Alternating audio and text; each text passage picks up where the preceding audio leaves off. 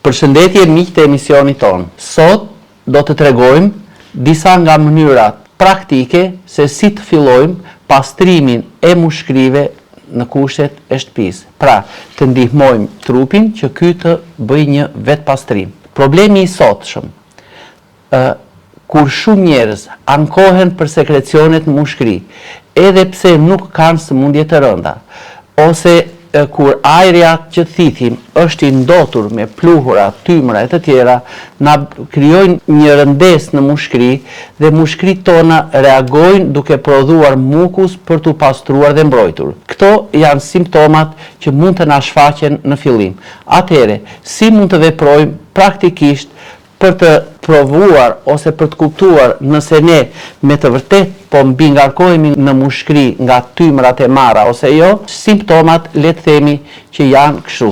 Në fillim, ne vëmë re një vështirësi në frymarrje, një shtypje dhe një ngjeshje të kraharorit dhe sikur ne në mëngjes me atë kollën fillojmë që të nxjerrim pak e nga pak mukus. Ky është fillimi i një mbrojtjeje të organizmit karshi këtyre ngacmuesve të jashtëm. Por me kalimin e kohës, nëse ne tregojmë të pakujdesshëm, sekrecionet trashen, bllokojnë frymarrjen dhe bëhen një terren ushqyes për bakteriet që kanë hyrë nga rrugët e sipërme të frymarrjes.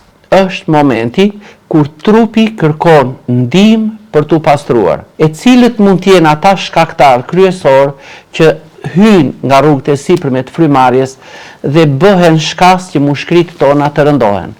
Së pari, infeksionet virale dhe bakteriale. Së dyti, tymi i duhanit. Së treti, smogu i shumt që ndodhet sidomos në qendrat e banuara me mbingarkesa të tepruara, alergjitë e ndryshme, pluhuri i pasuruar i mbushur me ndotësa të ndryshme ty makinash, grinca, polenesh e të tjera, myku, mungesa e hidratimit të organizmit, ajri i thatë, sidomos në ambientet e mbyllura dhe me atë kondicionerin në temperatura të larta ose edhe të ulta, janë disa nga shkaktarët më të zakonshëm që bëhen shkas për krijimin e këtyre mukuseve në mushkrit tona. Këta irritues bëjnë që trupi të prodhojë më shumë mukus, i cili shpesh ngec në rrugët e vogla të frymarrjes dhe situata mund të shkojë drejt përkeqësimit. Kur përkeqësohet situata? Situata fillon të përkeqësohet kur kolla zgjat më shumë se 10 ditë dhe ne nuk po nxjerrim sekrecione. Kur sekrecionet marrin ngjyrë të verdhë apo të gjelbër, frymarrja vështirësohet dhe ndjehet peshë e rëndë në krahoror. Nëse shfaqet temperaturë e lartë apo gjurmëgjaku, është një shenjë alarmi që kërkon ndërhyrje mjekësore. Pra, është momenti kur juve duhet të shkoni patjetër të konsultoheni me një mjek. Kur duhet të shkoni tek mjeku?